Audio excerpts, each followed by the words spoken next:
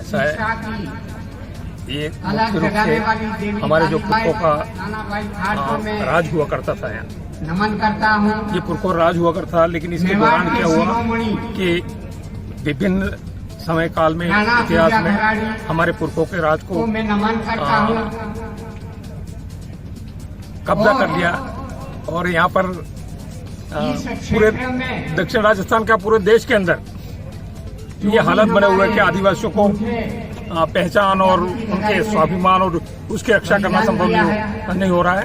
तो हम चाहते हैं कि यहाँ जो हमारे पुरखा जो राज था वो वापस हम कायम करें और यहाँ बेणेश्वर में जो हमारे पुरखों की जमीन थी, यहाँ राज हुआ करता था, यहाँ पे इस जमीन पे कुछ लोगों ने कब्जा कर लिया है।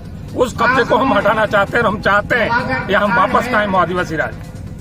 तो मुख्य रूप से हम चाहते हैं कि यहाँ ये जो आदिवासी राष्ट्रीय जो सम्मेलन है उसके माध्यम से हम संदेश देना चाहते हैं सरकार को भी, ये जो बेणके की है जो 80% हमारे पुरखों की राज हुआ करता था, उस पुरखों के राज के दौरान जो जमीनें हड़प ली गई उसको वापस आदिवासियों के नाम से 80% जमीन वापस की जाए। हमने सरकार से भी किया डिमांड, लेकिन सरकार कुछ सुन नहीं रही है। तो हम चाहते हैं कि पूरे बेणेश्वर में यहाँ, क्योंकि हमारे पूर्वजों का हम अस्थि विसर्जन भी करते हैं, हमारे पूर्वजों का बलि राजा, वहाँ राजा बलि का वो जगह है, वो इतिहास में नहीं जाना चाहता क्या हुआ क्या नहीं हुआ, लेके आने हैं यहाँ पे राजा बलि को 7 प्यार ठोक दिया कह रहे थे। इसका मतलब कहीं न कहीं हमारे साथ अन्याय हुआ और ऐसे ही लगातार ये जो बारासूर यहाँ का जो राजा था और ये सारी चीजें थी।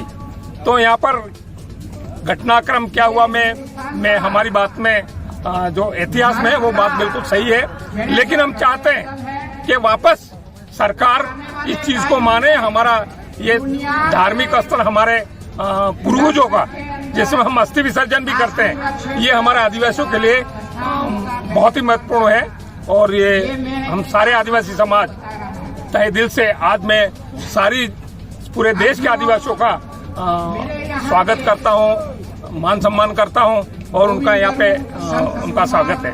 कार्यक्रम में क्या समाज के उत्थान के लिए क्या हुआ है? कार्यक्रम में समाज के उत्थान के लिए क्या विचार विमर्श होंगे? समाज के उत्थान के लिए तो समाज जो तय करेगा, जो बात जो स्वीकार होगी आम राय से हम चाहते हैं, लेकिन कम से कम यहाँ पे भील राज बनना चाहिए।